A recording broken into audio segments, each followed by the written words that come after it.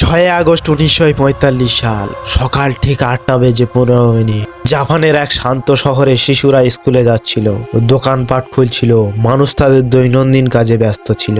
আর তারপর আকাশে এক ঝলক আলো উঠলো, এত তীব্র যে সূর্য ফিকে হয়ে গেল।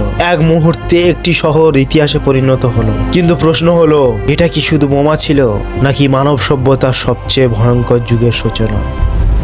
দ্বিতীয় বিশ্বযুদ্ধ শেষ পর্যায়ে ছিল। জাপান এবং ইউনাইটেড স্টেট মুখোমুখি দাঁড়িয়েছিল।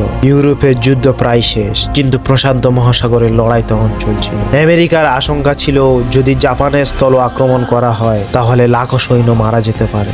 এই ভয় থেকেই জন্ম নেয় এক গোপন প্রকল্প, ম্যানহাটন প্রজেক্ট। একটি মিশন যার লক্ষ্য ছিল পৃথিবীর প্রথম পারমাণবিক অস্ত্র তৈরি করা।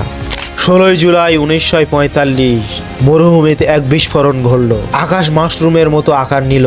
বিজ্ঞানীদের চোখে ছিল সাফল্যের ঝিলিক, কিন্তু সেই মুহূর্তে মানবতা কেঁপে উঠল।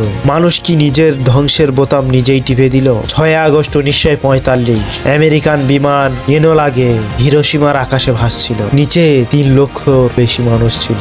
আর তারপর ফেলা হলো লিটল বয়। মাত্র এক সেকেন্ডে 70,000-এর বেশি মানুষ সঙ্গে সঙ্গে মারা গেল। ঘর বাড়ি ছাই হয়ে গেল, মানব দেহ দেওয়ালে ছায়া হয়ে রয়ে গেল।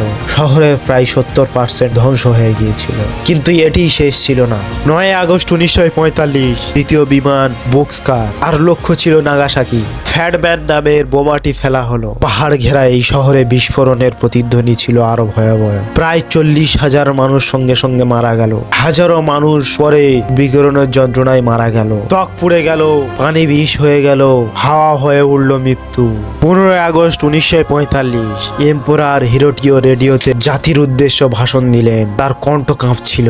জাপান আত্মসমর্পণ করলো। দ্বিতীয় বিশ্বযুদ্ধ শেষ হলো। কিন্তু সত্যিই কি শেষ হলো, নাকি শুরু হলো নতুন এক যুগ, পারমাণবিক আতঙ্কের যুগ? বিস্ফোরণের পর যাদের বেঁচে থাকার কথা ছিল তাদেরও ধীরে ধীরে মৃত্যু গ্রাস করলো। ক্যান্সার, জন্মগত ত্রুটি, প্রজন্মের পর প্রজন্ম ধরে চলা যন্ত্রণা। হিরোশিমা ও নাগাসাকি শুধু শহর রইল না, তারা হয়ে উঠল এক সতর্ক বার্তা। আজও হিরোশিমা এক শান্তি স্মারক দাঁড়িয়ে আছে। প্রতি বছর 6 আগস্ট বিশ্ব সেখানে নীরবতা পালন করে। ইতিহাসবিদরা আজও বিতর্ক করে, বোমা ফেলা কি খুবই জরুরি ছিল? এতে কি লক্ষ লক্ষ প্রাণ বাঁচানো হয়েছিল, নাকি এটি ছিল শক্তি প্রদর্শনের এক খেলা? যখন হিরোশিমার আকাশে সূর্য ওঠে, সেটি শুধু নতুন একটি দিন আনে না, সে মনে করিয়ে দেয় কখনো কখনো আলোই সব থেকে গভীর অন্ধকার হয়ে উঠতে পারে। 6 ও 9 আগস্ট 1945 সাল, এই তারিখগুলো শুধু ইতিহাসের নয়, এগুলো মানবতার আয়না। আজও প্রশ্ন একই রয়ে গেছে, আমরা কি সেই আয়না থেকে কিছু শিখেছি? তো এই ছিল আজকের